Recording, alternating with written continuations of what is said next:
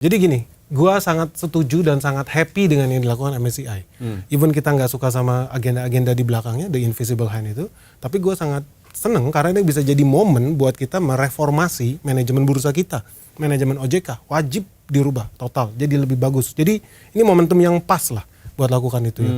Dan soal crash ini, kita itu udah bikin hitung-hitungan ketika crash ini akan ada dua. Tahap pertama itu outflow asing itu artinya sekitar 39 triliun. Tahap kedua bulan Mei kalau kita nggak bisa memenuhi PR yang mereka kasih, itu harusnya sekitar 131 triliun outflow asing.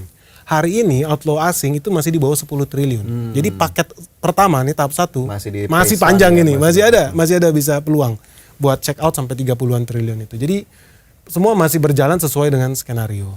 Nah, yang kembali ke indeks di Indonesia. Jadi udah pasti pun mereka akan bete. Kalau kita kan happy ya, karena kita udah antisipasi ini.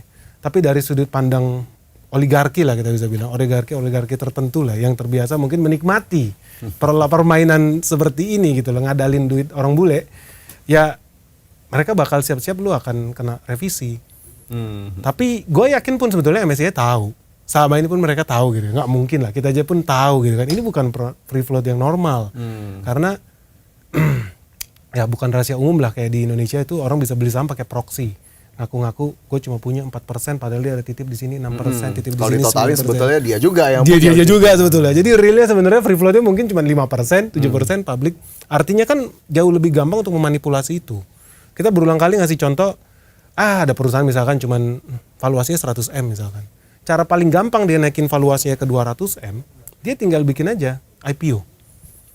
Aku ngaku-ngaku TBK, katakan semua saham udah dibagi ke publik. Padahal realitanya mungkin publik cuma pegang 5%. 5% dari 100M itu kan cuma 5M. Kalau dia pengen bikin valuasi perusahaan dia jadi 200 miliar, dia cuma cukup modal 5M.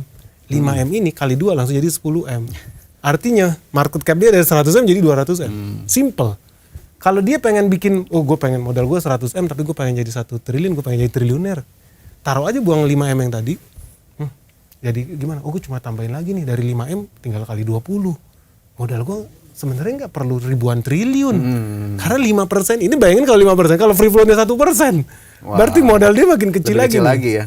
Begitu naik ini barang, modal dia cuman tadi 5M aja udah bisa naik kali 2. Apa yang dia lakukan saham? Valuasi gue udah jadi 200M, padahal aslinya cuma 100M. Bikin jadi 1 triliun deh. Modal gue mungkin nggak nyampe 100M. Begitu naik di atas, apa yang dia lakukan banyak. Dia bisa lakukan option. Dia bisa melakukan segala macam. Lu orang obligasi tahu lah dia bisa bikin bond dengan valuasi ini sebagai kolateralnya saham dia yang ribuan triliun itu. Dengan modal yang kecil banget. Dengan modal yang cuma 100M itu gitu loh. Literally itu yang terjadi dan MSCI nggak bodoh gitu, dia tahu. Dan ya harus siap-siap teman-teman bakal makin minus tuh kalau lu pegang saham-saham yang secara fundamental sebetulnya dipertanyakan lah, apalagi ada perusahaan PR-nya 400 gitu. Artinya lu beli sahamnya butuh waktu 400 tahun balik modal. Jauh lebih mahal dibanding Nvidia. Aneh, nggak logis. Berarti tapi kalau kita lihat salah satunya free float tadi yang sebetulnya beneficial owner-nya dia lagi. Secara general kita happy juga dong ya dengan sentilan MSCI ini agar kemudian free float-nya ditingkatkan dari 7,5%, itu juga 7,5-nya tidak pure 7,5%, dinaikkan jadi 15% kemarin diputuskan oleh regulator. Nah, tapi apakah kemudian kalau kita lihat free float-nya sudah dinaikkan, transformasinya sudah dilakukan, tapi tetap belum memenuhi persyaratan yang diinginkan MSCI, apakah tetap mungkin skenario terburuk kita untuk bisa jadi masuk ke kategori frontier market nih? Nah, ini ngomongin geopolitik nih. Karena ada kemungkinan even Indonesia sudah memenuhi semua persyaratannya. Namanya juga orang cari-cari. At the end of the day, goalnya mereka apa? Beli di harga diskon. At the end of the day, itu terjadi ketika MSCI nyerang Yunani.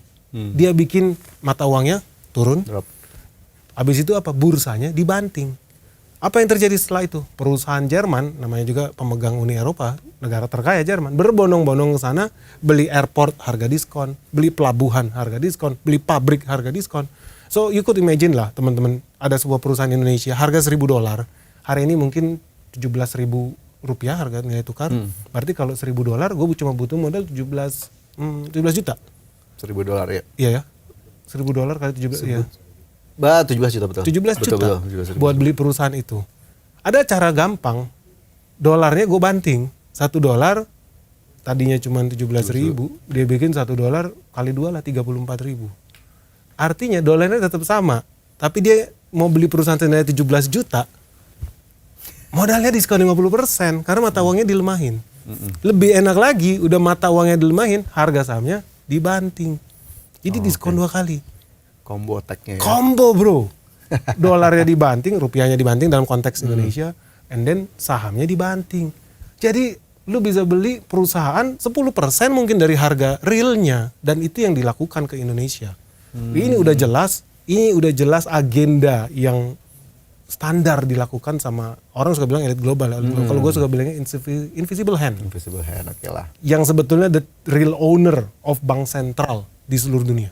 Jadi kalau saya ambillah dari Mas Ben, no guarantee bahwa apapun prasyarat yang sudah kita penuhi ujung-ujungnya juga akan diterima juga oleh mereka, karena pasti ataupun mungkin ada cara lain lagi gitu ya untuk nyerang pasar saham kita gitu ya. Betul, karena udah ada buktinya ketika Argentina diserang sama MSCI, ketika Greece diserang sama MSCI, mereka memenuhi kok apa yang diminta sama MSCI.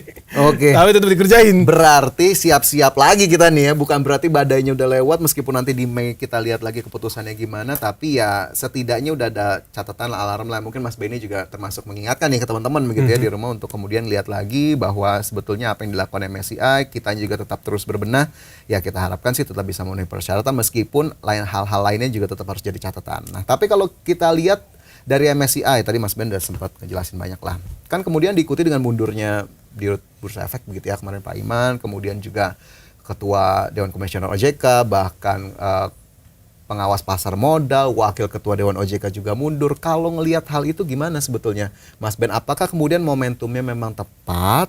Dan sebetulnya harapannya apa nih? Jangan cuma mundur doang nih, atau harus ada to-do list-nya apa sebetulnya yang harus dilakukan oleh regulator kita? Jadi memang ini momentum yang bagus buat reformasi birokrasi secara total di sana. Jadi kita harus seneng. Kenapa? Karena jujur-jujuran ya. Kalau gue pribadi, kita udah lama di bursa. Kita sangat seneng itu kejadian. Dan untuk pertama kalinya akhirnya ada pejabat di Indonesia yang sadar diri. Satu-satu lah, misalkan OJK. Pinjol ilegal bertaburan di mana-mana, aneh gitu loh. Judi online, gampang banget downloadnya. Terus apa kemarin penipuan segala macam walaupun ada logo OJK. Peer to peer lending, bunga gila-gilaan gitu. Itu kan jadi yang lo lakukan apa selama ini? Atau misalkan perusahaan-perusahaan yang bisa IPO tapi sebetulnya laporan keuangannya nggak seperti apa yang dikatakan gitu. Gue true story, gue pernah ketemu perusahaan yang bisa lolos IPO hotel di Batam, ngaku punya ini, ngaku punya itu. Pas gue datang boro-boro hotelnya buka, mau booking kamar juga nggak bisa. Liftnya rusak, lantainya katanya lantai bisa sampai lantai 4, nggak ada, lobbynya rusak. Karyawannya cuma resepsionis sama kucing di situ. Bau di situ pun lu mau nginep pun belum lagi bisa. yang katanya kantornya kalau ditelusurin di Google nggak ketemu ya. Katanya nggak ketemu ya. Ternyata di emperan gitu atau apa gitu kan. Aduh, gua sebel banget gitu loh. Jadi kita seneng, gua betul sangat seneng, apresiasi. Akhirnya kita punya pemerintahan yang mau melihat, hey kalau Indonesia mau maju, katanya GDP 8%, rumus GDP apa? Ada konsumsi dalam negeri, ada government spending, ekspor lebih besar daripada impor. Nah, terakhir ada investasi. Gimana orang mau invest di bisnis-bisnis yang bagus? IPO kan kita invest ya, pakai duit kita chip in. Anak-anak Indonesia yang inventif, punya penemuan, punya ide, pengen bangun bisnis yang lebih bagus.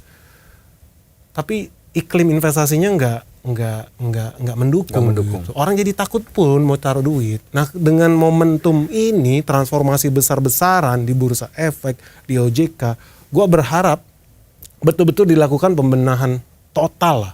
Kita pengen ada orang kayak SEC. Jujur saya pengen banget kita punya SEC. SEC itu kayak apa ya di sini? OJK ya, mungkin OJK di sini. Di SEC itu, wah tiap tahun banyak orang masuk penjara.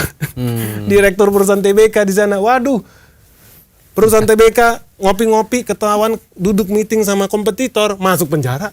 Dia dianggap ada meeting of mind, lu melanggar undang-undang persaingan usaha nih, jangan-jangan ada antitrust nih yang masuk. Woi, betul-betul jalan gitu loh. Di sini enggak gitu, sayang lah. Nah, inilah momentumnya kenapa saya sangat senang pemerintah membenahin ini keseluruhan ya pakai momentum MSCI buat bersih-bersih.